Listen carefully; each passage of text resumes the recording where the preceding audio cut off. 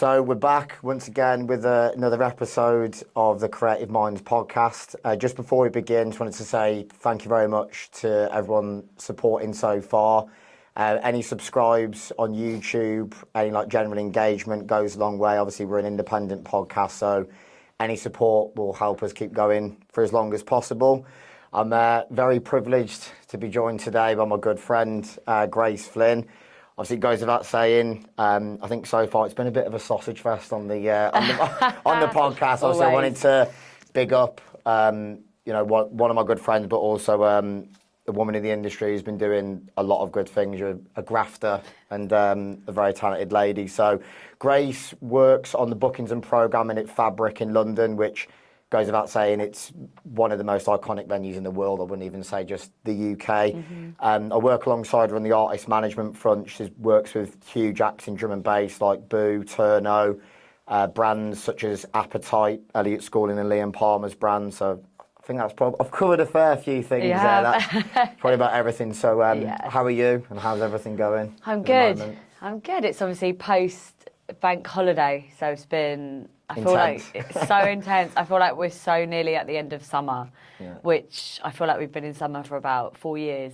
So it's nice to see the end, but with Ibiza still goes on to is it October? Do you know I actually think the closing. Well, I don't actually think they have come forwards. Okay. People, we've got Carl Cox, for instance, and Mass Tiempo that's closing on the 21st of September. Appetite closing is the 30th of September. I think Circle Oco's the 13th of October. But I think everything is, thank God, for me. I'm like, I'm over it. It has been an intense summer, but yeah. I mean, how are you in general? Is it kind of at that stage where you're feeling a bit tired, or do you just keep? I know obviously how passionate you are. Do you just keep driving through? Keep going. Do you know what? I think this year is the first kind of time that I've really been settled into freelance, kind of been freelancing over 1.5 years now, which is like best decision I've ever made. But every time I stop, it's like burnout. It's like that kind of, when you can feel it and you've got to right, where are the ginger shots? I've got, and I'm like constantly fighting. I've started IV drips. Yeah. I still haven't done one, but I've heard Che got me like bang on the IV drips, and I was really, really getting ill before Glastonbury, and I was like, oh my God, I've got like 2 stages to run. I've got this, that and the other. And he was like, go and get a drip, get this one.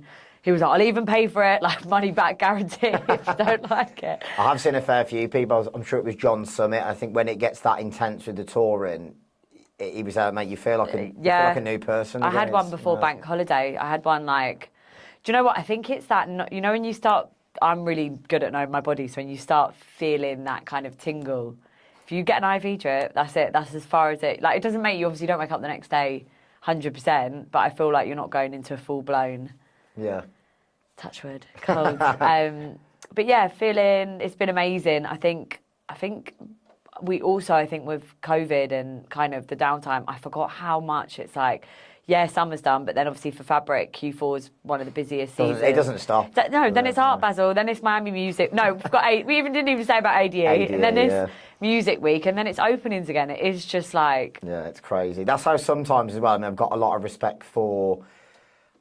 I've completely forgot his name now. That shows how heavy the August Bank Holiday weekend was. He used to work for Sam Sparrow, used to work for Defected, that works for... Night League. And it's just those guys, the level. Sometimes you think you've had a good weekend, and then you think these guys actually for 6 months, it's mad. Wire, Universe, the amount of different projects. Yeah. And then I think I was reading about Jan Pisenem, and then they do all of the summer from April, May to October, and then they're already planning the next year, and it's just these guys. I think I was reading about him, he sleeps on average 4 hours a night, obviously completely sober. He knows with the level of workload, you'd probably have a nervous breakdown, and then he's I meditate, this and that, and you have to take your hat off to the people that are at that level, because it's just it's insane. Do you know what? It's crazy. I've always wanted to...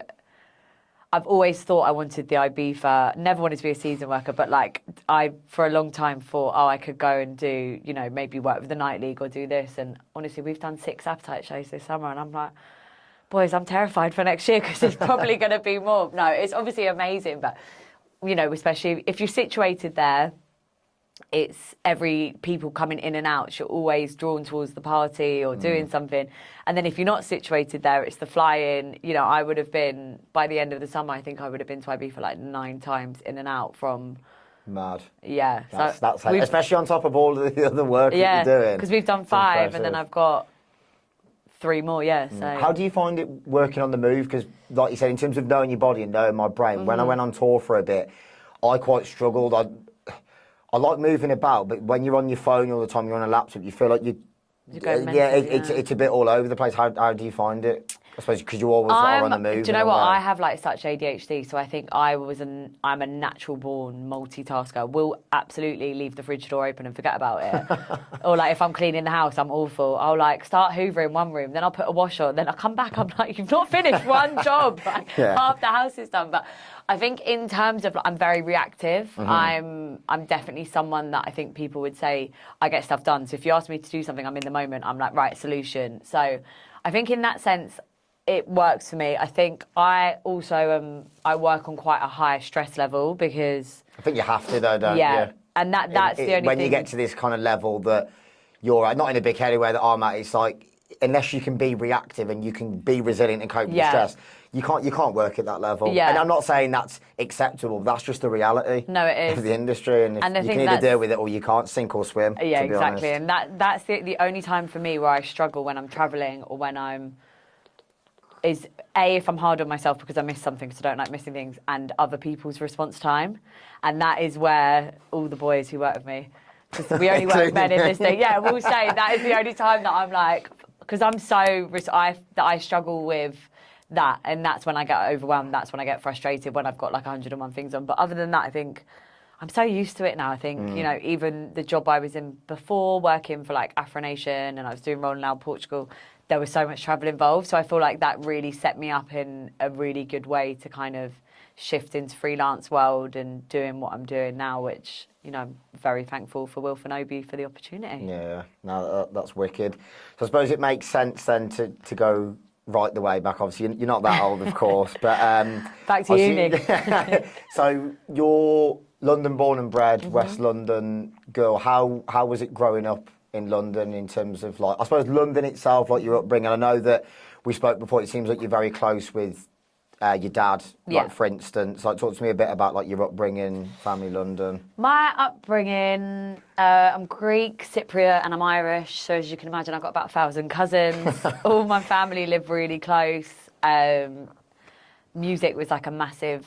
I just grew up around music. You know, there were so many different genres that between my aunties and uncles or my grandparents or my mum and dad that I was kind of introduced to. I think obviously being in and around London, you know, the reggae, the grime, the garage was massively, I think, in my teenage years. Also, when I was a teenager was kind of when it was very like Scream and Benga, very dubsteppy, that kind of... the best era to go up, really, as a teenager in terms of the influences. It was so amazing. I think, you know, I think this comes with being and living in London. I was partying very young with a fake ID, like 16, going to Movida, which is like a West End Mayfair wanky club.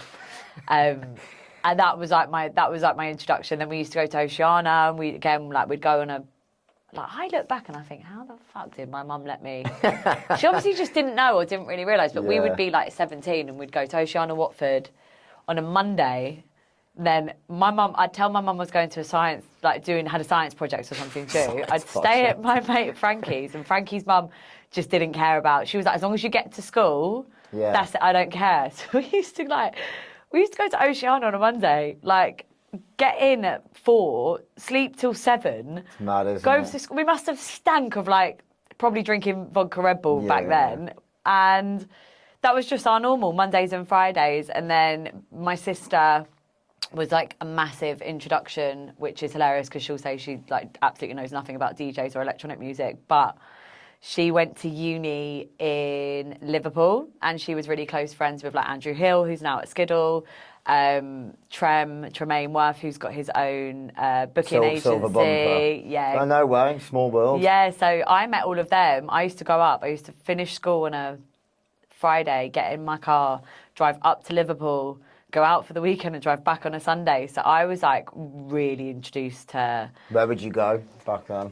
24 Kitchen Street. We'd go to like Eat Your Greens, went everywhere, like everywhere in Liverpool, the Cas. And I was just really lucky, went to Park Life with all them lot when I was like, I must have been like 17. Everyone's going to get on with that.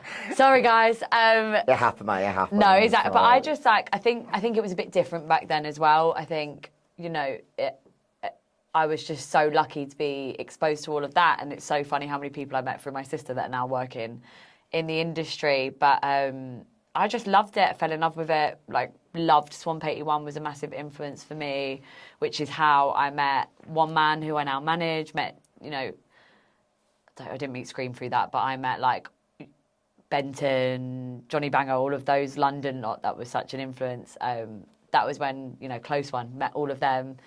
And then... What year was this, roughly?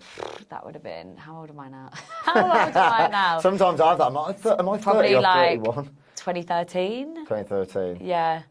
Yeah. That was... I mean, to be fair, when I look back, I mean, I wasn't going out properly in terms of electronic music rave culture to about 2015. But like you say, that era in terms of like artists, genres, oh yeah, it was the best. Venues, yeah, it was like Facebook was only really a thing then. Instagram wasn't really a thing. TikTok obviously didn't exist, and it was just very much just about pure creativity, and asking community. Your mates. Yeah. The like, word of mouth. What was that track? Yeah, it was good. It was good. What would you say with you saying then with the different cultural influences? Obviously, with you saying Greek, Cypriot, Irish. What would you say were the main artists growing up? Obviously, I suspect there was a lot of different ones, but do you know what?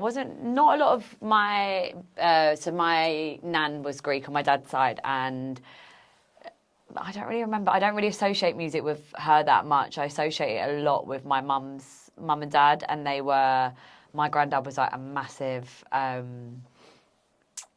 Sorry, I've got no brain. What is that?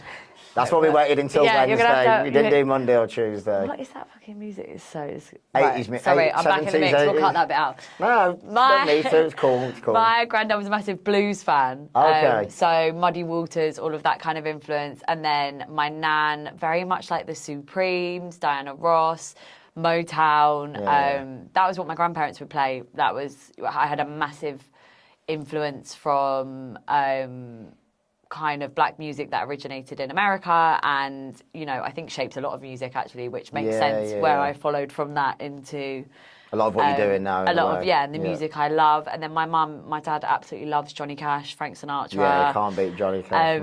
Elvis. But then my mum was kind of, I would say my mum kind of gave me on top of, just really eclectic through all of my family, but my mum was a lot more like Oasis or, you know, a bit more punky, a bit more indie. And then my Uncle Pete actually is in a band called Menace, which is a punk band. So there's a lot of different music. A lot of different, my Auntie Sarah had all the reggae on.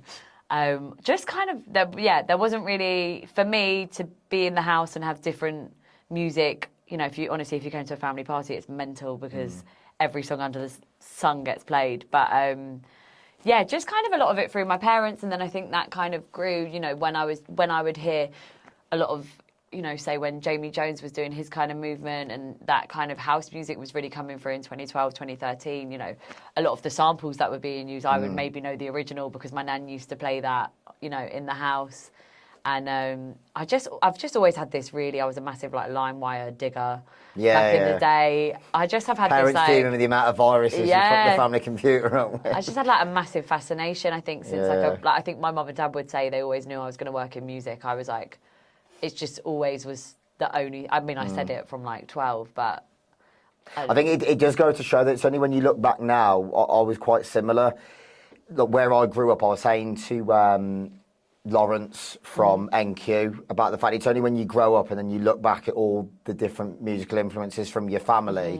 And like where I was growing up, it was like people would listen to like Happy Hardcore and Darren Sars. It was like, if you don't listen to that, then you don't know about music. Jokes. And I was like, I had cousins from the Isle of Man that introduced me to like Bob Dylan and NWA when I was about 12, and everyone was like, "What's that?" And it blows your mind because if you grow up in certain areas, maybe not so much for you living in London because it's so culturally diverse, but where I grew up, it was very much like quite one-dimensional and narrow-minded. Whereas I think it's essential, I think, for anyone who wants to work in music properly, not just do a bit of a cookie cutter approach, to be influenced by so many different genres across the board and different cultures. I think it's integral if you're going to do it properly. 100%. And that, I'm so lucky to have. I mean, I've worked in drum and bass, I've worked in garage, I work in grime, I work in house. There's, in terms of electronic music, Afro beats, Rolling Louds, hip hop, rap festival. Like, throughout my career, there's not many genres in the kind of, rock. That might be a bit too far. If I end up at Reading and Leeds, to be fair, you know how I really, really like, and I think I only came across him through Ozzy Osbourne, sadly, just before he passed away. I really like Youngblood. I think he's so he's got his own thing going on. Yeah, his following's absolutely insane. I've seen him on tour in America, and I do like what he's doing. Yeah, it's wicked. So yeah, he's smashing it. He's kind of he even did the Louis through. Which I saw that. I've been rewatching the Osbournes recently because it's just quite easy watching it's in the amazing. background. It's so that's like funny. the OG reality TV show. Yeah, like the original Kardashians. Yeah. But even in that, I've been thinking that is the one thing, heavy metal rock, that kind of side of it is definitely influences of rock in what I've grown up and listening to. Yeah. But that is one that I've just I don't get heavy metal. I don't get. Some of it, I think, to an extent, I could listen to Slipknot for a little bit, Metallica, but when people go to download for an entire weekend, I'm like, I think it's a bit too much. I'd have to be in and out job, I think. Wilf wanted to do it once. He wanted to do I think the shortest download or something like that at the beach in Portugal, and I was like, I am out. I said, this is where I draw the line. I think that beach would be like an environmental. No, I was like, you lot do it by all means. I am not involving. I'm not partaking because. Call me back when Afro Nation's back on the beach. Then I'll Playboy Carti. I used to it's the only one with Rolling Loud that I would be like, I just don't get it. I just watch it and be like, and obviously there's talent there. People love it. I get that. I find that fascinating that. They appeal to a certain market, but for me, it's not my cup of tea. Exactly, it's not my cup of tea. There's nothing wrong with it, and it's not like, oh, you listen to that, you're weird. I just find it fascinating that, I just can't get my head round why someone satanically screaming into a mic, all these kids are obsessed with. Yeah. And the science behind it and the psychology, I just love it. It's a Gen Z thing, I think. It must be. Yeah, it must be. Yeah. So going back then, in terms of when you were at school and college, how did you get on? It's obviously with you saying you had ADHD, but while at school, were you not too bad? Or no, I was definitely. I think I was better in my A levels because obviously I got to pick what I did. Yeah. So I've always been good at business. I've always really liked and understood business. So I did that. And I did, what else did I do? Photography, easy. I think I did drama. What year did you do A levels? What year did you do? So I finished school 2010. Yeah. So Yeah. I finished school 2010, so it was 2 years. So I did A levels 2010, 2012. Oh God, I'd have to do my maths to get back there. Wouldn't even 2014. Okay. I'm 29 now, I'm 31, so you're a few years younger than me. Yeah. Yeah, so I definitely, it was definitely easier for me in sixth form, and up to that, I'm terrible at maths. I'm dyslexic as well. I've resat it 4 times. Yeah, I couldn't get my head around it. Science. Yeah, English. I think that's why we get on. It's anything written or speaking, absolutely fine. But maths, it was so frustrating. I was kept failing. I'd do well at English, history, politics, and then people were like, "Where are you going?" I'm like, "I've got to reset my maths exam again. I just can't do it." But yeah, at A levels, it's like you say, it's so much better because you get the freedom then to choose what you want to do instead of when you're at school for the most part, unless you go to a one-off amazing state school or privately educated. Most state schools this is what you're given. And that's it. But as we all know, all our brains are wired differently, and the education system, of course, kind of conditions you into thinking if you don't pass certain things, then you're not clever. But it's but we're not all good at certain things. 100%. And I think there's so many levels to it, and I wouldn't know if it's changed now. I'd like to think a lot of it has changed, but I definitely I used to all my reports would say I'm disrupted and distracting everyone. And I was like, well, God, like, you should have diagnosed me for ADHD. Look at me, I can't sit still. And I was dyslexic. But if you don't sit still, you're disruptive. But who the fuck wants to sit still? Well, exactly. And it's all things that, like, you know, I was really sporty. I was really good at sport. I swam to, like, quite a high level from the age of, like, 5 to 16. I think that's where a lot of my structure comes from. Like, and I'm very... I mean, you know me, so you know what I'm like. I'm very on it, and I'm not someone you'll ever see, like, out of my routine, really. But yeah, I think it was just, I didn't really care. I didn't really care about school. I didn't really like school, but I loved my schoolmates and I loved the social side. Like, I liked going to school. I wasn't someone that I'm like, oh, I hate it, I don't want to go. You know, I had a good group of friends and I kind of got on with everyone. And no, that's nice. It's nice. Yeah.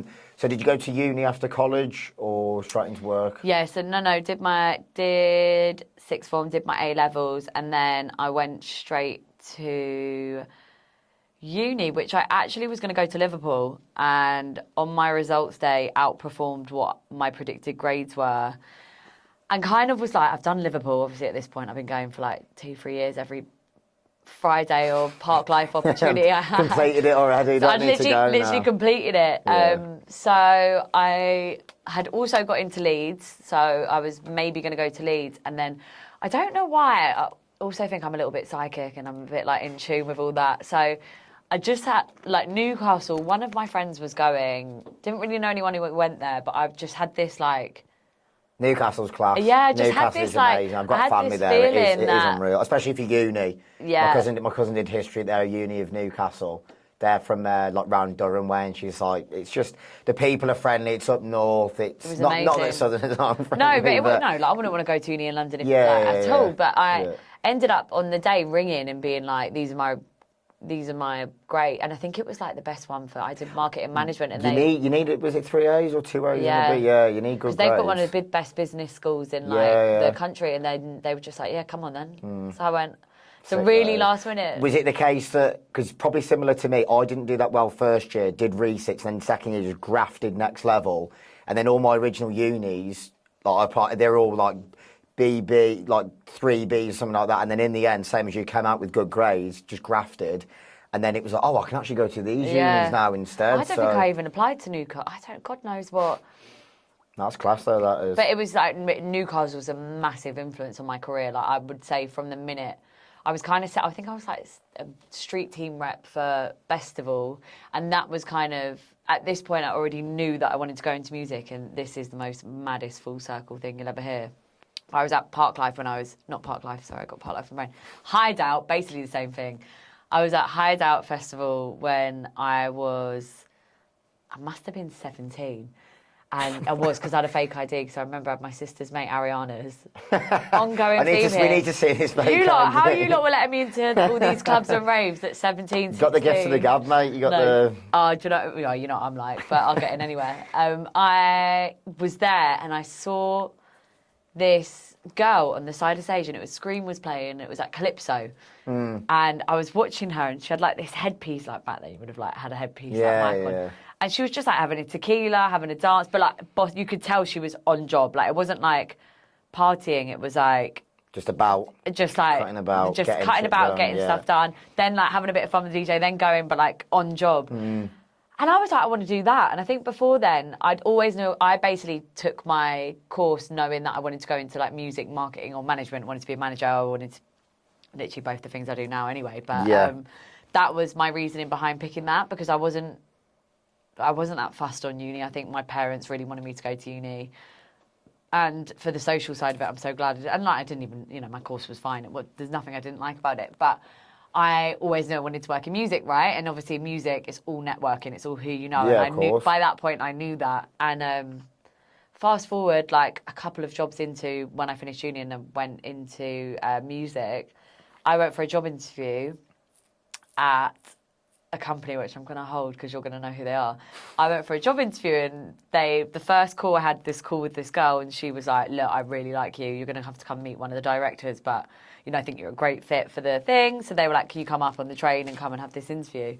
So I sat down, and then they were like, oh, why did you want to get into music? And I told this story. She went, wait, that blonde girl would have been me. It was Sian Bennett from Mustard Media. No way. She was like, I was the only blonde girl who would have worked at Hideout at that point. I was stage managing that show, Mad. and she ended up hiring me. Like, that's when I think some things are 45 years later. meant to be. Put yourself in the right place, and like it's kind of Mentality. it's noticing as well. I think you have a lot of people. You probably get it as well. They're like, I want to work in music, and a lot of it is you just have to have that eye as to who certain people who looks like they're kind of in certain positions of influence, networking is, especially nowadays. I think that many people want to work in music. Because at the end of the day, even though it's intense, it is a privilege. You know, we don't have to go and do of course, a bit of a, I suppose not dead end without being disrespectful, but it's a bit like monotonous. I've been there and done the 9-to-5 finance jobs, and you think this just isn't for me, So I think, you know, having your wits about you and knowing who the right people are, like say, holding yourself in a good way. As well. So, did you then work with? Yeah, then I went and worked for Mustard Media. Of course, yeah. But how full set? I mean, I'm like a massive believer in synchronicity, and even with the Newcastle thing, I can't for the life of you tell you how I ended up at Newcastle, but it was like the catalyst for everything for me. And obviously, I was meant to, you know, right place, right time. I was meant to be there, and I think you know the guy he's got a massive podcast now, Chris. You know the Geordie guy. I can't remember his surname, but he's got a huge podcast now, and he used to be a massive promoter, a massive student promoter in Newcastle. So it might have actually been same time. Yeah, it might have been similar time because he then went on Love Island, and I think he Chris was kind Hughes. Yeah. I don't know if it maybe would have been a bit. He's going out with Jojo Siwa. Yeah, I'm sure it's him, the guy with the beard. I'm pretty sure it might be him. I can't remember his surname. We'll have to VAR and come back. Yeah, a bit VAR it. But I'm sure he was one of those where he was kind of like he was the boy in the scene, loved to promote him, did Love Island. Yeah. And I think in the end, the penny dropped. He's like, this isn't me.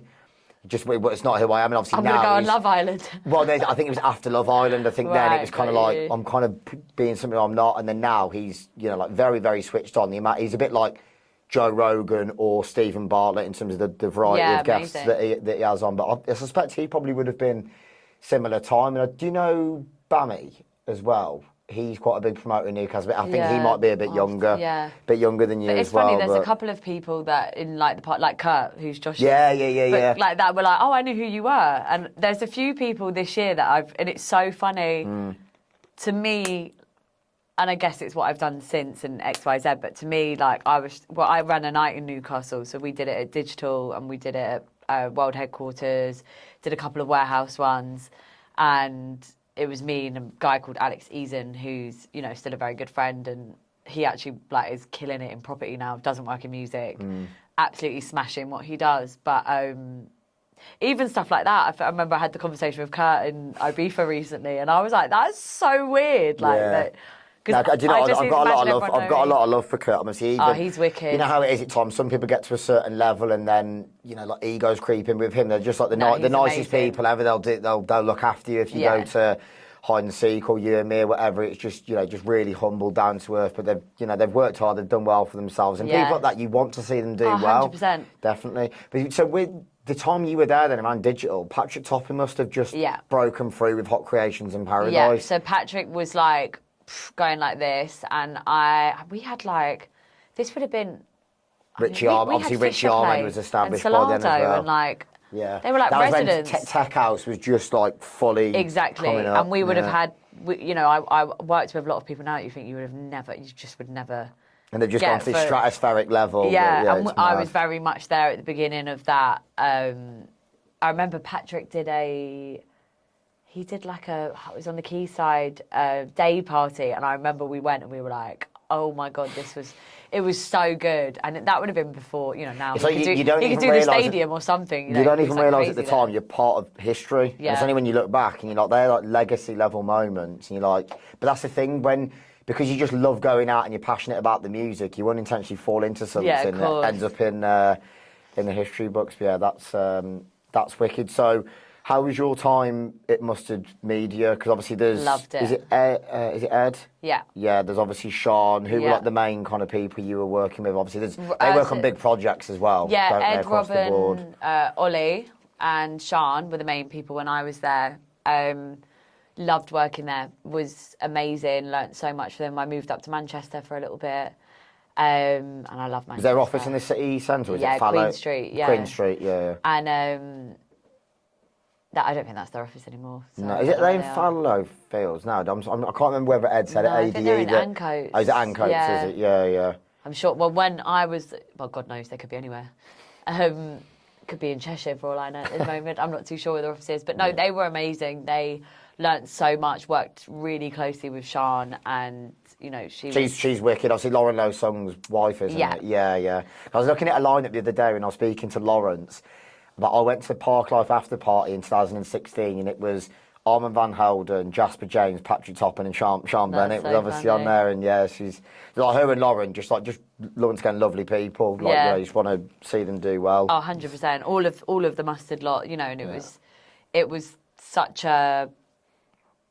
I just was like really lucky. Before that, I'd worked with like Cirque and El Dorado, and then before that, I worked with Jack Robinson, who I just love Jack. I think Jack's someone now, like if I've got like a quiet month and need some work, or if I need a hand with something, or if I need a last minute Pack London flyer made in the next 10 minutes that I need delivered somewhere mental, like him and Jules they're amazing people. And, you know, they were such a big influence, and I still work with them both today.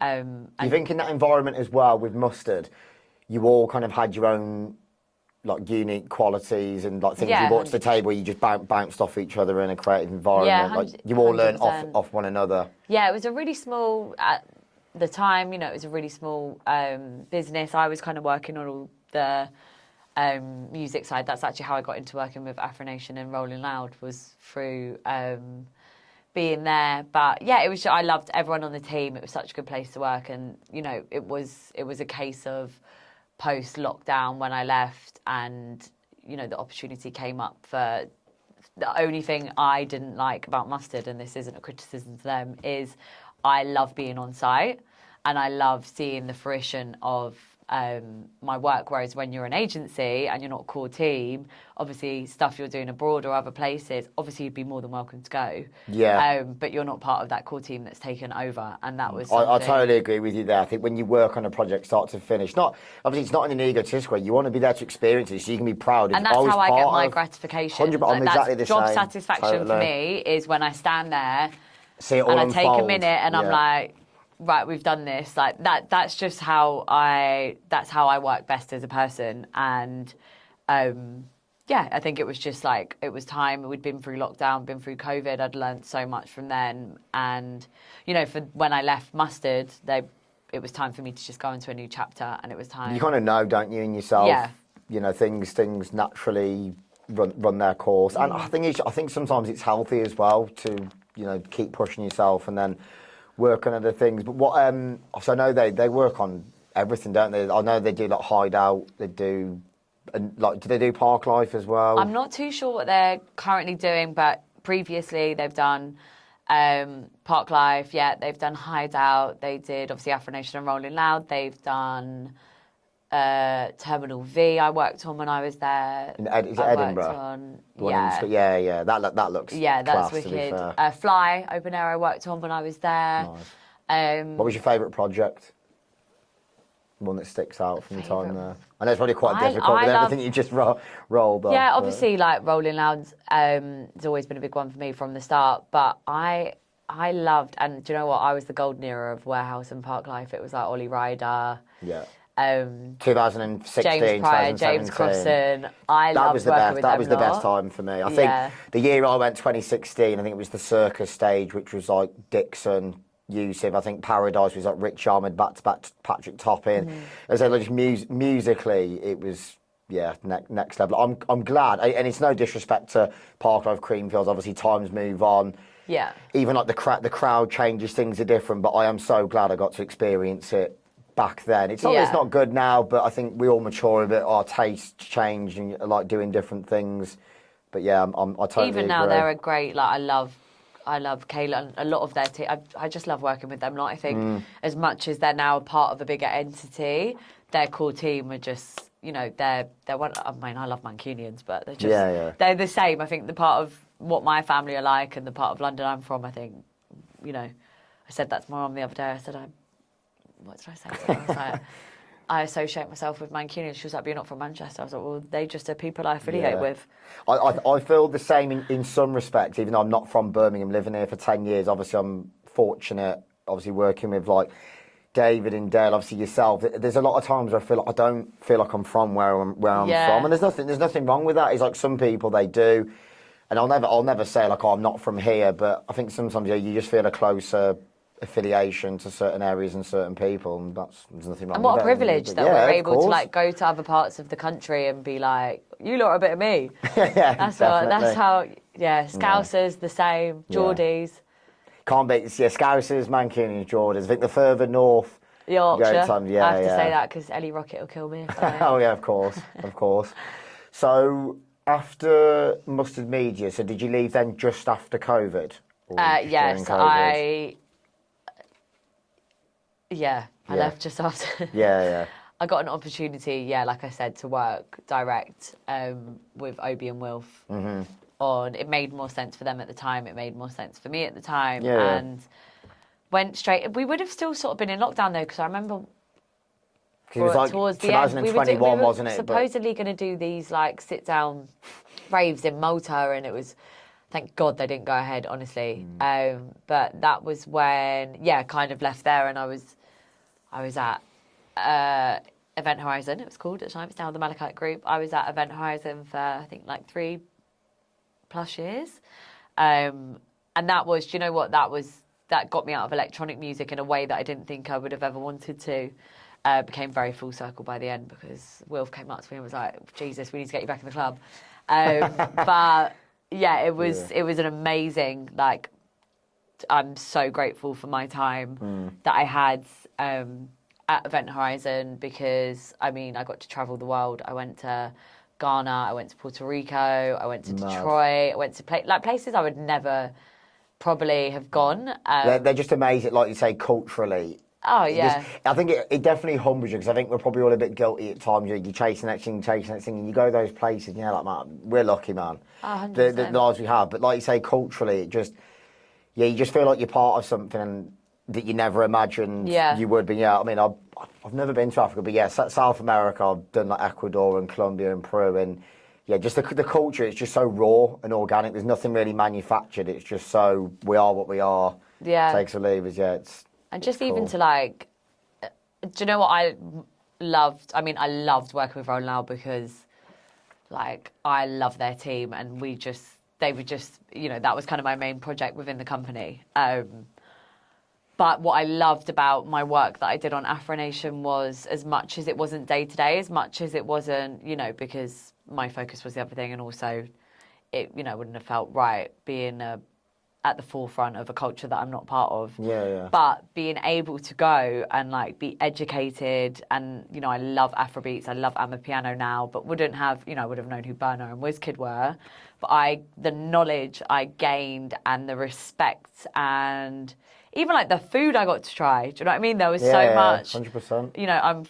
Where I'm from in London, there's a big Jamaican, Caribbean community, but there was a lot I learned about the different African culture, South Africa, where Amapiano is massive, and then Nigeria and Ghana, where Afrobeats is more prominent, from the artists that are originating from there, and further afield. And it was a really, really special opportunity to be part of something like that, and to be immersed into something where I was so kind of in that point in my career. I'd only really worked in dance music, and it was a privilege, and something I'm very grateful for. In terms of, obviously, because we know how high, that obviously Obi with UTA and various other projects, obviously everything that Will's worked on over the years, how do you think the opportunity came about? Do you think it was more, obviously, like you've held yourself in a good way, you get about, you network, obviously you graft day in, day out. Do you think it was just naturally these kind of people, they observe what you do and they just think, you know what, respect, need to bring you in? Do you think that's how it came about? I think they needed someone. I think they needed someone at the time like me on the team, and they were willing to, as you can imagine with those two, they were willing to kind of do what they needed to do to make that move happen, which, I mean, I've still worked with Wilf now. I'll probably work with Wilf till the end of time. Love Wilf, got so much time for him. But I think me and Wilf are we've got a lot of similarities. I think, you know, he calls me Gobby because he says I don't shut up, which I could say right back at him. That's what I do love about you is, especially let's be completely honest, it is a male-dominated industry, but the way you hold yourself, it's just like, no, fucking, I'll give it you straight back, which is, you know, I've got a lot of respect for that.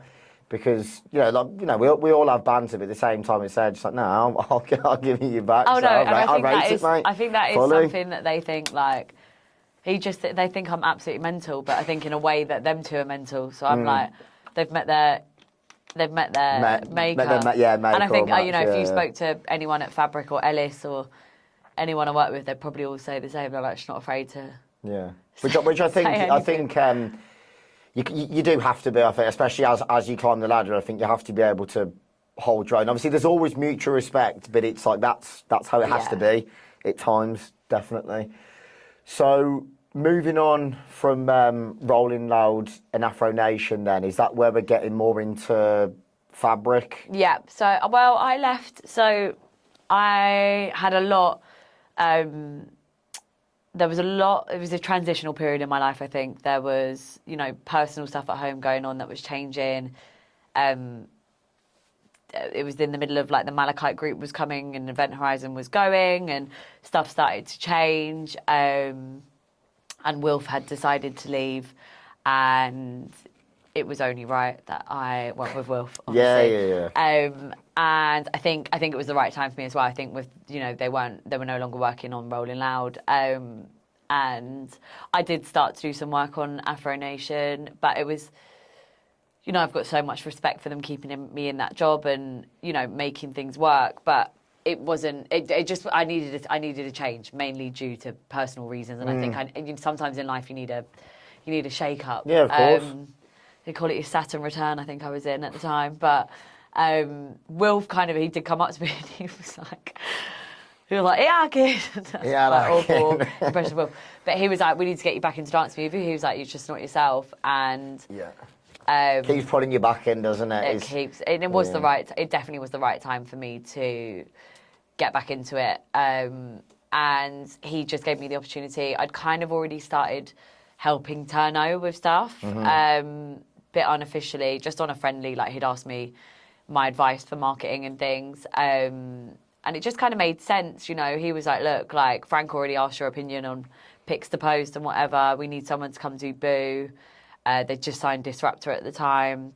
And he was like, do you want to come work for the company? David had always said to me, you know, I want to work with you in a capacity. And I feel like this is the right time. And yeah, him and David kind of, you know, opened up that route for me. And I got the opportunity to kind of go back into, I always laugh because I'm like, drum and bass will pull me until the end of time. Like, I love my first job in music was all drum and bass. You know, I owe a lot to Metalheads. I owe a lot, God love him, to Randall. And rest in peace, man, legends. Like, them lot, like GQ, Randall, all of them lot, they've carried me in ways that I don't think the house scene ever could have. I do agree. I think especially since more obviously David took me under his wing and looked after, obviously, I'm not going to go into it. Obviously, after what happened, sadly, we know a bit of a cutthroat industry, got fucked over. He was the one who reached out to me, brought me in, and I knew, I went to like Andy C and things like that. I'd watched certain drum and bass artists, but it's only then obviously you get back in with those guys, that's their bread and butter. But then you do see the difference in the communities at times. And it's not disrespecting house, because obviously house is it's my first love in terms of electronic music, but you do see in terms of the community at times, it feels like there's more of a community vibe. 100%. And like, which is not tarring everyone from the same backstage brush to the dance floor. No, and it's like, it is house music, you know, I think it's also very, drum and bass, there's drum and bass, right? Yes, it's less pretentious, it's more and gritty. It's less like, you know, you've got Liquid, you've got Jump Up, you've got just, you know, you've got a couple of subgenres, but fundamentally people that love drum and bass there's more of a unity with the type of person that likes it and the type of artist that breathes from it. You know, there's not as much of a pay difference as there is between the music and house, which, you know, has become from the commercial, you know, being able to make it commercial, right?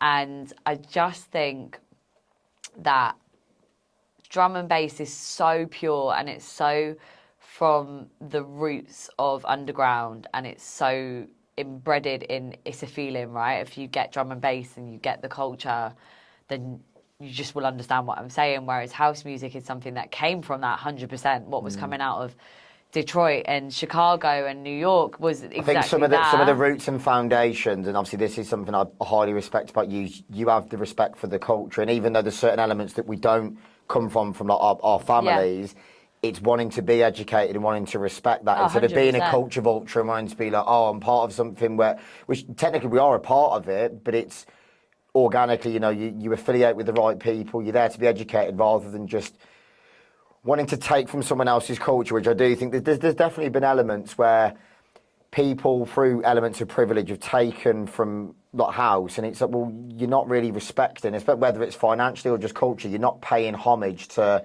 the people who effectively laid the foundations. But it's also just become like a Ponzi scheme in like certain aspects because, you look at what Defected are doing, and Defected have done amazing, and they actually genuinely, they're still booking the original artist, and a Defected crowd is, for whether it's your thing or not, the crowd are amazing. And the crowd are there through nothing but a love of house music, that through Simon, through Wes, through all the amazing team that work at Defected, whether it's your cup of tea or not, they have built something that stands for what it originally stood for.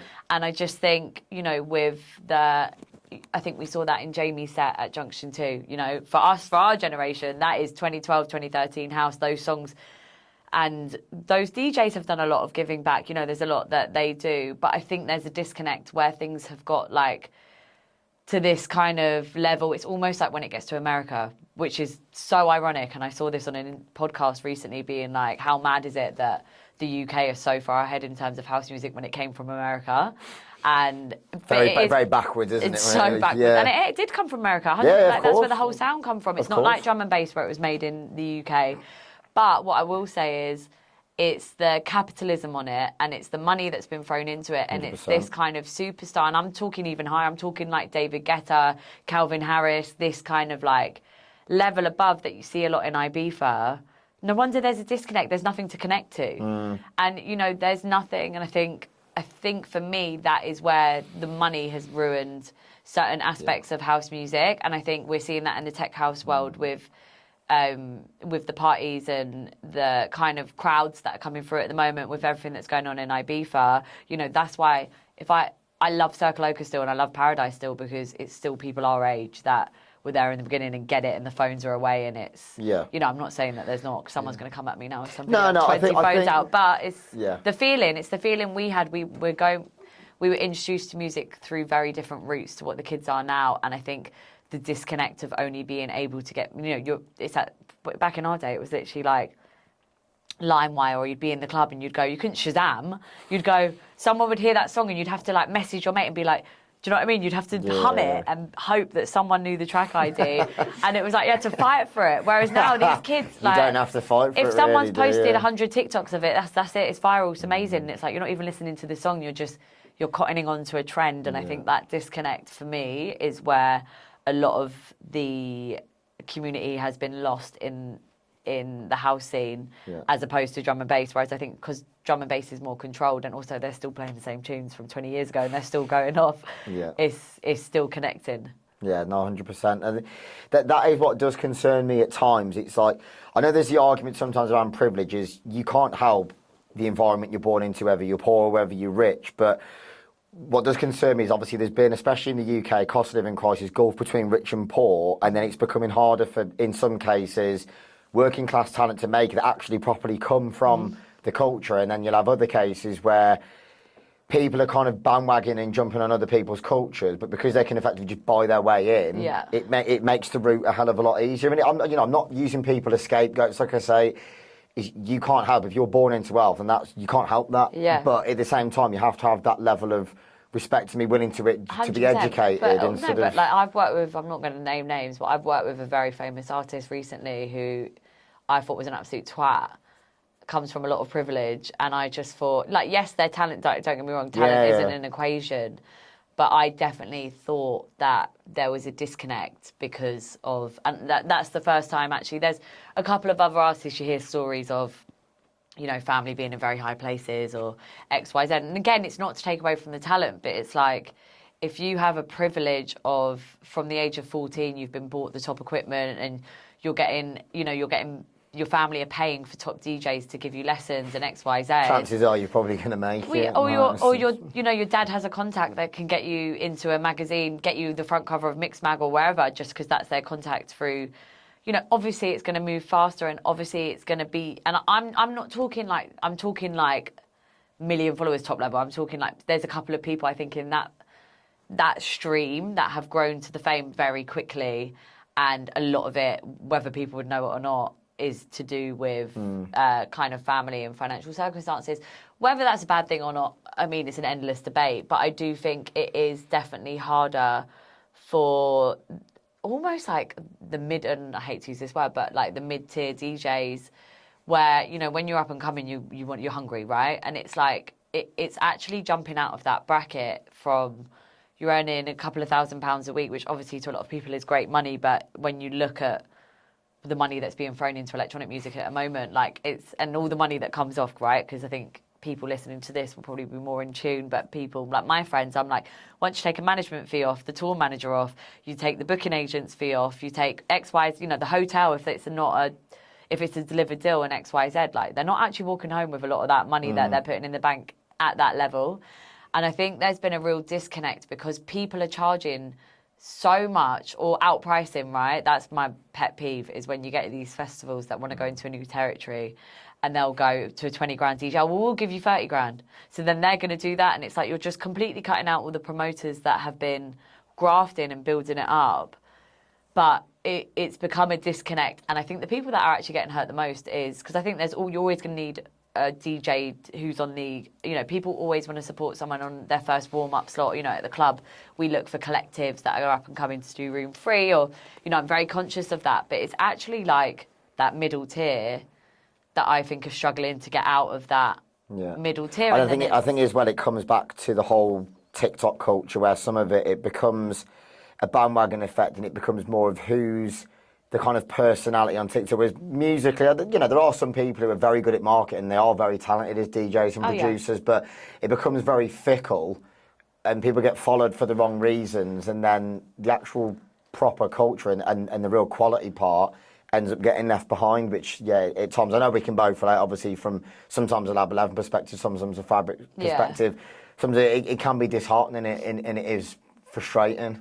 And then when you've got agents as well, like asking, you know, that's also another, I think, where, listen, if you have a DJ that's charging a lot of money, and we know there's certain DJs, right, that we know like that is sold out. Yeah. Like I can think you can understand why the fee is the fee. And you don't mind. Is the fee, and it's fine. But I think a lot of the time as well, it's when agents are obviously pushing for competitive offers, but I know they're not going to sell the club out. And there's no back and forth. Then I'm like, you're actually just doing a disservice to your act. Yeah. Like, if they're not in a position where they can comfortably sell out, not even just because like Fabric's a 3-room club, right? So if we have someone and they're charging top end money for the club, we need to know that they can carry all 3 rooms, right? So I've had a few people play this year, and it's one name and it's sold out, and they've done amazing, and we knew that before going into the event, but then there's people that we want to get in, and there's a certain fee because of the model of the club or whatever that we want to put forward to it, and their agents turn it down because they're chasing 2 extra grand at Out and at a 1-room show or Coco, and it's like, you're just jumping before they can, you know. I think this is where as well we can both relate. It comes down to having the right people around you on the management front, because, mate, the amount of people you've seen come and go over the last 10 years where the fees essentially become unsustainable. And don't get me wrong, there's people who they can have a couple of years where they're absolutely flying, but in order to sustain that long term, there's very few people, whether it's drum and bass, whether it's house, that can keep shifting that level of tickets. I mean, in my opinion, off the top of my head, you've got like your Jamie Joneses, your Martinez brothers, your Corollas, Capri. There's a certain top end. I mean, Stussy now, obviously, there's Max Dean, there's Josh Baker, but we have this discussion all the time. Obviously, I'm not even in London, whereas in Birmingham, there's a small pool of talent, and I'll always try and be as diplomatic as possible, same as you, when I'm having these discussions, because, like I said, we're not tarring agents all with the same brush. There's good agents, there's bad agents, there's good managers, there's bad managers, there's good promoters, there's bad promoters. Like there's good and bad in all parts of the industry. But there's certain honest discussions that have to be held where it's like you say, in terms of fabric, like the ticket prices, the capacity, the business model, same as what we do at Lab 11. We're not charging £20,000 a table. We're like a fabric prices go from like £10 to £30. Exactly. We're not an expensive ticket. No. The bar, the drinks are like £10 or £12 for a double.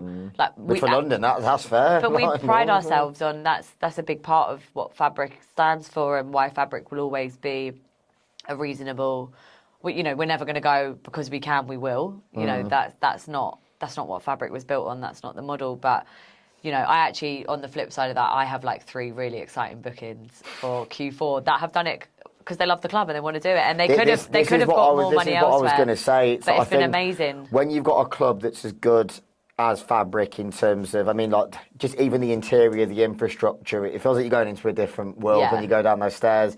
The sound system, obviously, I've had the pleasure of going there a few times. Judy is a legend. There's no discussion. And Andy, we always have banter about football. He always tries to give the odd dig. Obviously, there's Ellis. Even like the sound and production guys are just they're just real people. They're doing the job because they have a passion, and you put all you guys together, and that's when you create something special. And you will have people. They're inevitably in the current climate. They're going to go to other venues. And it's not discrediting other venues. All venues, we've been to Coco, we've been to drum sheds. They all serve a purpose, but inevitably they are going to come back because the club is as good as it is. And you can go other places, but sooner or later they're going to look at it and go, like fabric, whether it's, not just saying it, Lab 11, there's a lot of different venues around the UK. They might go and try somewhere else, but they'll come back and they go, the sound wasn't quite the one, the hospitality wasn't quite the one. And I think inevitably, if you do things the right way, you're always going to retain a certain level of business. We're so lucky, look, we've got the Martinez brothers always come play for us, Seth, Scream, Metalheads, Goldie. There's so many artists that we're really privileged just have been here the whole time and get it. Like, they really get it. And, like I said, a couple of my Q4 bookings I'm really excited about. And it is just people going, we want to play. That's what we want to do. We'll take a fee reduction. It does make you proud, 100%. And that's what I think it should be, is because, like I said, I totally respect that, artists put in a lot of hard work. There's a lot of deductions involved, but there's no reason why. I know they're human beings and you don't want to burn them out through touring. You're getting paid big money in Ibiza. You're getting paid big money from festivals. You'll do a warehouse project or a drum set. And like I said, that's no disrespect to those guys. I get it. Business is business. They serve their purpose in the market. But culturally, surely you'd want to go and do a fabric if you're really serious about the culture. You're not just doing it for clout and just for we'll always take an underplay. We say, you let us know when in the year you're not.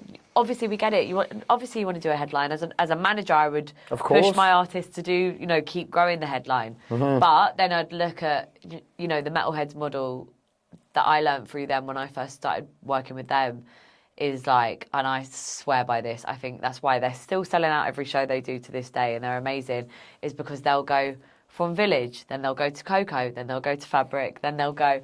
They were so clever at, then they're at Egg and it's 3,000, and then it's 700, and then it's 5, and so you're chasing a ticket because if you're going from 500 to 1,000 to 1,500 to 2,000 to 3,000 to 5,000, when you get to that top, there's only a certain amount of tickets in the market for one given person at a time, as a ballpark. But when you're being clever with it, and this is what I always say, I would never forget as a manager, when you're being clever with it, or even if it's a pop-up, even if it's a small pop-up and there's no money to be made, you're keeping people on their toes, and then they know they've got to be quick on a ticket, right? Yeah. And even if you do it once in the middle of a year, that is the best way to promote, and I swear by that. It's the best way to promote anything rather than going big, big, bigger, big, because then people just know, and by the time you go to a 3,000, 4,000, 5,000 cap show, they go, oh, it's a big venue, we can wait for tickets. Oh, we can, there's not the urgency.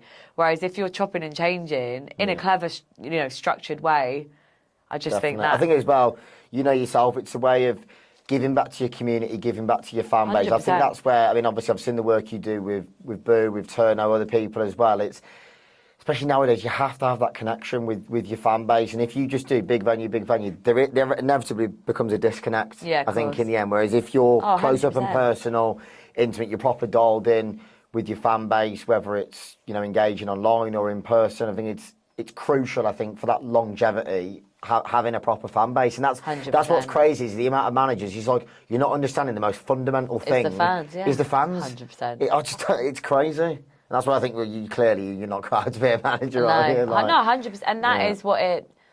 Yeah, that's why you look at the top artists in the world. That's for look at Josh. He's doing amazing, but Josh is so in with his fans. He's giving back. Yeah. And he's he's creating these things to connect people online and connect people in music. And I just think like that is a great example of someone who, has a small team, but they do it right, and they're not. He's played for Appetite every single year on the farm, every year, and even like retaining him for something that the boys have built just shows the type of person he is, and I just like respect people that have that kind of for sure. That's what I do like about there's this community that's been built between like obviously Elliot and Liam, Josh, Max. It's like they all want to see each other do well. They'll all work for one another in favours, and that's what you want to see, because there's been instances I've seen in the past where people isolate themselves and it's almost like they get a bit insecure and a bit worried. It's like, no, if you do things properly, everyone can win. Oh, 100%. But I think sometimes people forget that and just think, I'll just be a lone rider. But there's not many people that can get away with just being, I'm just going to do it solo. And it's not healthy to, look at like Next Up, what they're doing is, this, but I love the boys. I love Lockie, I love Max, I love Luke, I love Mads, because they're just like, they're like my brothers and they're just normal people. But everything that Next Up stands for, and like Taylor even, who isn't a DJ, but Taylor's in the team. Yeah. They just support, and it's like anything you need, and it's like, Tay will ring me or I'll ring Tay, and he's like, he rang me the other day, I need someone to do fans, do you know anyone? I was like, right, what's the turnaround? I'm like, right, do this, or I'll ring him and I'll go, I need this, and that's what the boys are like with each other. They're all bringing each other through, and it's not the Max Dean show. It's not like... No, totally. It is about championing him up and coming talent. Everyone and he's bringing Joss through, and he's bringing, Mason pretty much everyone on the lineup. I mean, you look at the Drum Sheds one, it's Alicia Obscure, obviously Robbie, who we look after. There's so much up and coming talent, and it's not disrespecting or discrediting what other brands and promoters have done, but I think it was definitely needed. Where rather than it just being the same lineups, the same 100%. Established names, which I know established names are there for a reason because they're very good at what they do, but I think even just the house music community, the ravers, the ticket buyers, I think they find it refreshing as well. And on the flip, they've got Alicia there, right? Who Alicia was a big part of bringing those boys through. And there's that, that homage to Alicia and everything she did for the boys' career. Yeah. Which, I think it's doing really well, and I'm sure it will soon get to sell out. And I'm going to come actually. I've got to come. So that definitely. Wait. So I just wanted to discuss as well, obviously, with saying at the beginning of the podcast, obviously, especially being a woman in a very male-dominated space. Like, how would you say your experiences have been as a whole? Would you say generally have been positive, or would you say there's been instances where you've kind of had to push back and be like, no, this is... I push back all the time, all the time. I think genuinely positive, but I think I'm quite a confident person in myself. Not to say that that's always the case. I think almost there's times where I'll butt heads with the boys and I'm like, where they're just like, oh, you're being sensitive. I'm like, no, I'm actually just voicing something. But because you lot don't voice anything, we are quite bad at that. Do you know what I mean? And it's like across the board at every job I do. And I'm like, that annoys me because sometimes I'm like, don't play this as if, because I'm a woman and I have a period, that must mean that I've got the hump. So I've got the hump for a reason. But it is true. And it's like, I think that often, it's funny because of the way I am with people, and I think because I've worked with people a lot, there's definitely at Fabric, they sometimes will want me there to stop conflict, and I'm like, if there's anything backstage, people trying to get wristbands, just standard stuff that happens every night. And I'm like, last time I checked, I weren't the security, but because I am so strong, I will just tell people how it is. I'm sure I've seen you on the front door with do you know what I mean? But I do, I sit there and I think, Luke actually pulls me out, he's where I stand there, and everyone's doing me guess this. He was like, just leave because you're not going to get hounded. But brilliant. I think it's made me harder. I think it's made me tougher, and I think it's made me a lot. I've had to kind of put my foot down, and I've had to kind of be a louder voice in a room to get to where I am. I think.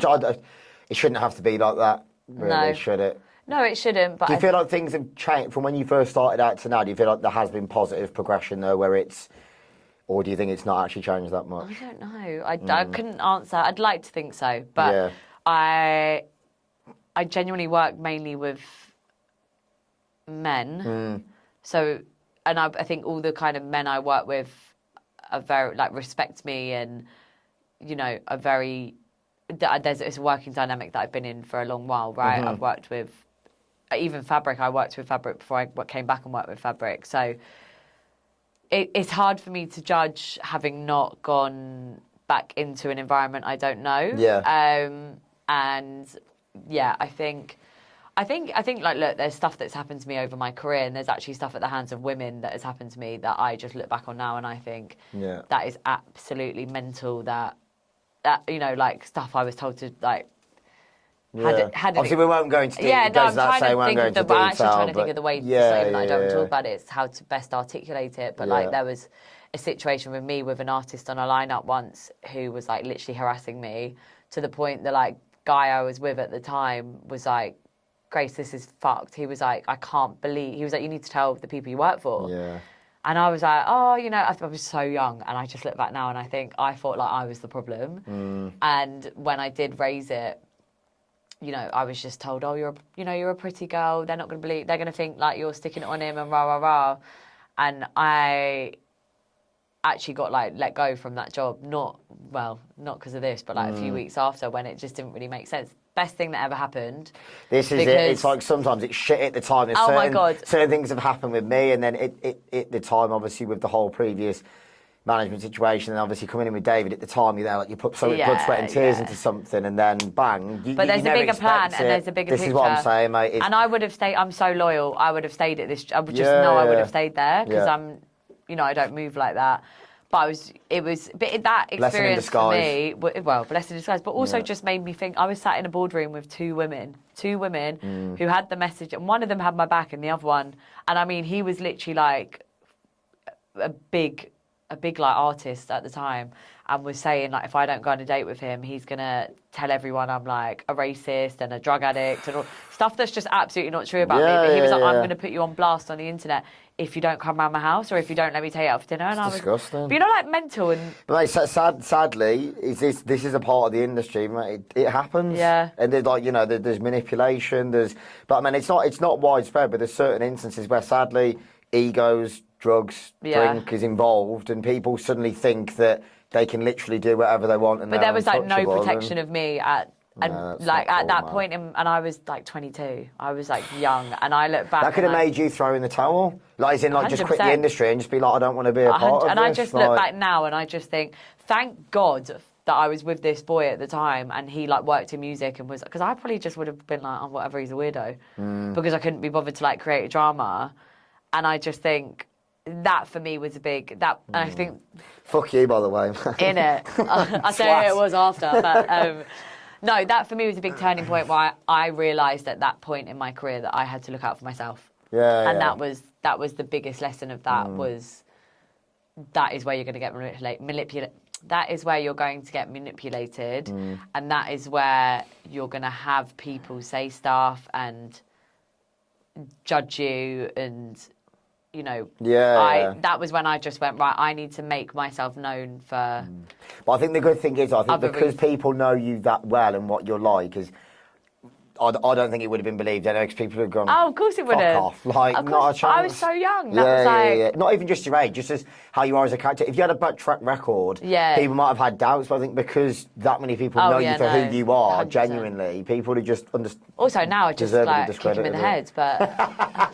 Yeah, I don't discredit that either. Deserved. Yeah, but it was a big learning, and again, for the right reasons, you know. Yeah. How has it been working with Judy? Because obviously I was introduced to her a couple of years ago, and obviously apologies if this is not the politically correct word to use, but not just as a woman in the industry, but also a woman of colour as well. I mean, she's probably had to fight, you know, hard to get to where she is. And I just got like, I've only met her a few times, but just like the level of respect, not in a patronising way, but it's something that's the reality. Is I accept, you know, being a white male, there's certain privilege probably in the last few years you recognise that you kind of subconsciously you didn't recognise before. Yeah. Whereas obviously with everything she's achieved, it's like, yeah, I'm not saying that probably she has. I don't want to speak on behalf of her, but I think just naturally you think fair play. She's probably had to graft a lot harder than most people to get to where. Yeah, she's just she is. Judy's just amazing. I adore Judy. I just think what she's done for the club, what she's built for,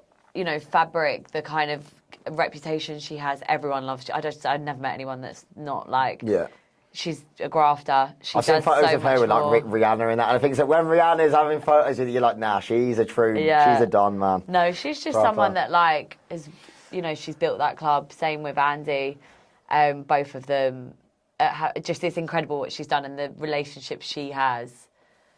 You know, a lot of that club with the people they still have built, and you look at what they do on the birthdays and stuff is fully down to Andy and Judy. Yeah. Judy's been there longer. Judy especially maintaining those relationships with people and making fabric an environment that they pride themselves on. That people come and they want to come back because of their hospitality and the way they are. And she's an incredible woman, and it's been amazing to work alongside her. And just see, I think that's the main thing for me about Judy is Judy's relationships and the way she carries herself. I think is a lot to be achieved. Yeah, no, she's class, man. I want to go fabric now. I just got fabric in my head. But what would you say have been your favourite moments at fabric in terms of parties where you've kind of been stood there and been like, fabric, this is next level? Loads, so much. Bringing Metalheads back, that was a big one for me. That wasn't that long ago, was it? No, that was... So I've been doing the Fabric Live Diary for just over a year now. But that was a big one for me. V Recordings, always an amazing one. Yeah, Brian G. That music is just... it's timeless, isn't it? They're it's amazing. Timeless, And that was a really good show. And then we actually did Next Up. Yeah, all 3 rooms, wasn't it? And did 2 days. We did the Saturday and the Sunday. Sold out like rapid. And that was just really nice because I think that was so intimate. And I think where you're on the dance floor in any of the rooms that you're in, to be able to be with the boys in that environment, that was really special. And then obviously whenever Appetite do stuff there, that's always for me it's whenever I bring back people I've worked with in the past, and we did Players the Return, and they hadn't played in ages. That was amazing. So for me it's like bringing back people or watching my friends play is when I'll stand there and I'll go, God, this is amazing. You know, like one man handed over to Laurent Garnier in room 3. He was doing a drum and bass set, mad, he loves drum and bass. It's only in environments like fabric, I think, that happens. A lot of other environments, you think, oh, this has been forced, but because it's just got that natural culture, it seems to work. I mean, I think I've been a few times. When Marcel Dettman played all night long in room 1, which was like just proper. I think Ben Clock as well, but just like quality techno. It's not like business techno. It's just proper. And the sound in there's so good for that. Levels. I think the other one was Martinez Brothers on a Sunday. They played all day long, and then Trauma jumped on in room 2, and then Piv. I think Robbie played back to back with Prunk, and it's just quality music. Yeah, there's no gimmicks, nothing like that. I just wanted to come back as well in terms of like the management side and marketing. Obviously, with everything you've worked on.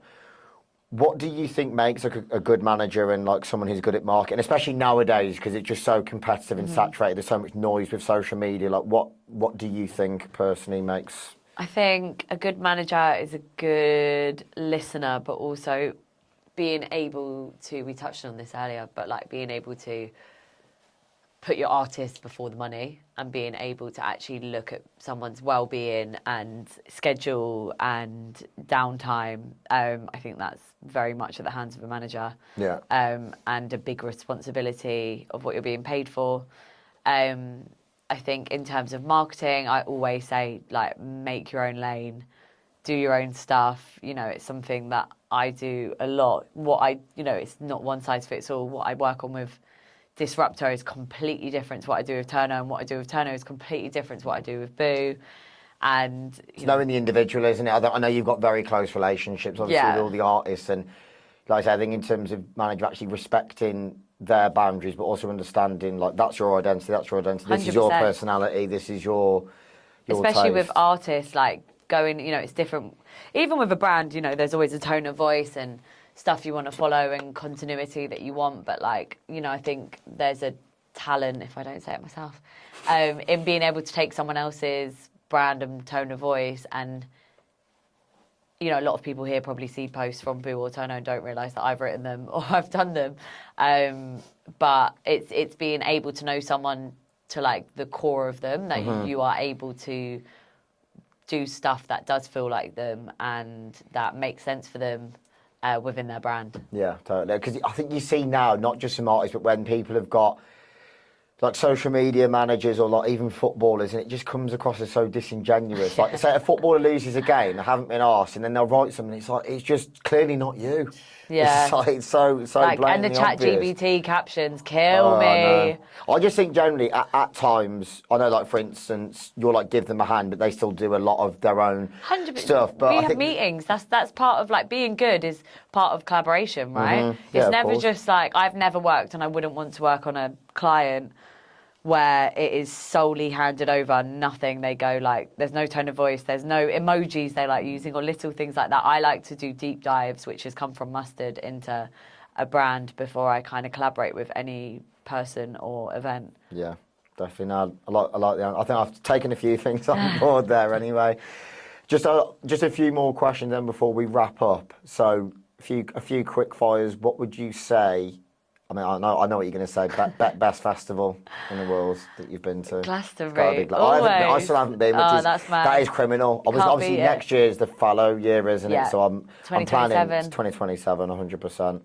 But yeah, obviously my gaffers have been a few times. Like D's been a few times. He's like, mate, there's no place on the like. I've had the privilege of working on Glasto the past few years, and no place. Do you think it's even like the location? It's a bit like Ibiza. It's just got this magical 100%. kind of but vibe about there's it. like a theory behind that. 100%.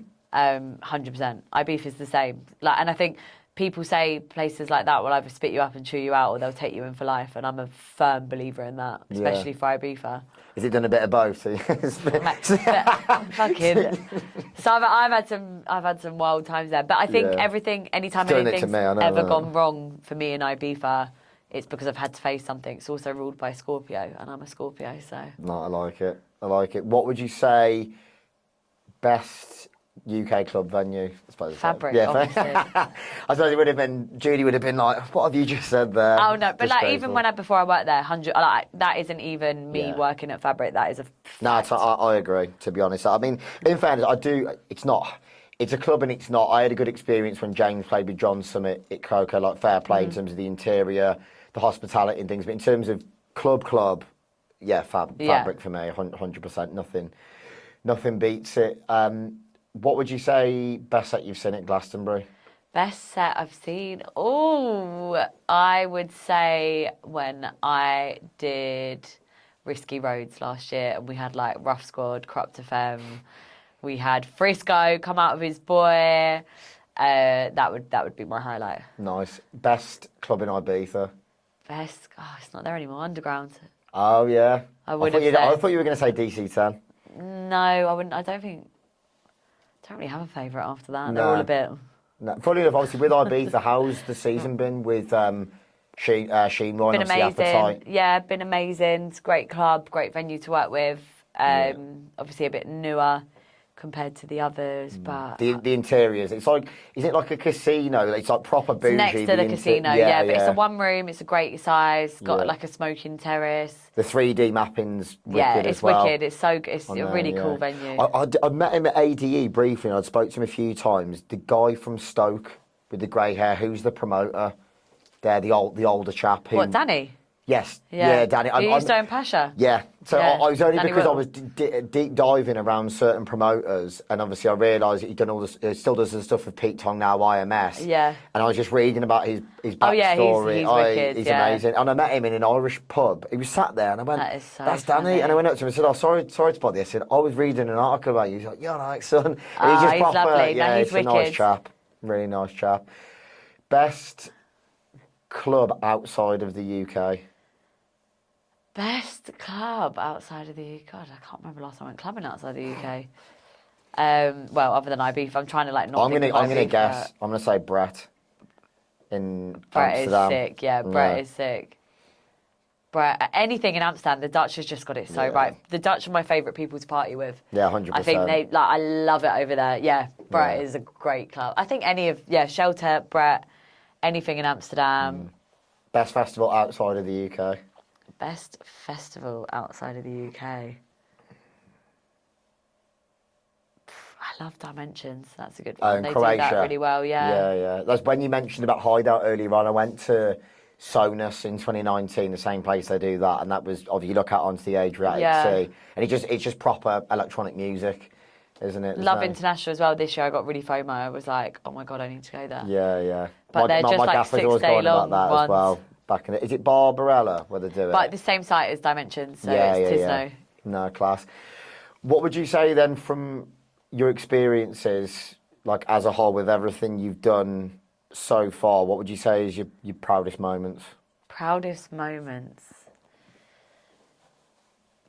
Glastonbury this year with Appetite, that was like standing there with the boys. Was like Jamie Jones playing as well. Yeah. They've been my mates for like a good few years now, and Dre and I have been best friends for a long time. So that was really special. I think coming back to Fabric, seeing that the first event I actually did back at Fabric was the birthday last year. So that was really special. Every Rolling Loud and Afro Nation I ever worked on, that same feeling. But yeah, that's what I mean. For me, it's like standing there and being like, holy shit, we did this. Yeah. It's class. And then final question, what would you say your main pieces of advice for anyone looking to like either get into the industry but also to climb the ladder as well long term? I think be yourself 100%. I think it's so easy to get, especially if you're young and to get caught up in what other people are doing. I think one thing that I've always stuck by is never getting lost in the party, never getting lost in the afters, or all my mates will say that about me. I go home, I look after myself in the week. Lock it off, 100%, and I think that is like so important. I think there's people I've worked with over the years that are just like, oh well, it's networking and it's this, and I'm like, you're just making excuses to be out and actually. Totally agree. Mate, we both like to have a party, but there comes a time when even bank holiday weekend just gone, I knew I had that much to do. Yeah. It got to about 2-3 a.m. and I was like, no, I need 6 hours sleep at least to make sure I'm functioning and on job. Whereas you'll see certain people where set out to absolute ridiculous times. I mean, to be fair, me and one of my gaffers did it years ago on a bank holiday weekend, and trying to get through that Sunday was. Yeah, it's not. Yeah, it was definitely a lesson learned. Managed to get through it, but you just think. You don't want to feel like that. Yeah, you don't want to feel like that. It's not good for up there either. No, and I think starts to play games. It's the balance is like so important, and then just someone does you wrong, just kick him in the head. Yeah, I hope you're listening, mate. By the way, she's coming for you. She's coming for you. But yeah, I just wanted to say big love, Grace. Thank you very much. Thank you for having me. For coming on. Where can people follow everything that you're doing? God. Instagram, mainly. Fabric London. Yeah. Grace Flynn, Appetite London, Inside the Night, Bou Turno, Disruptor. There's enough there. But yeah, thank you very much for coming on. Really appreciate it. Thank you. Thank you, guys.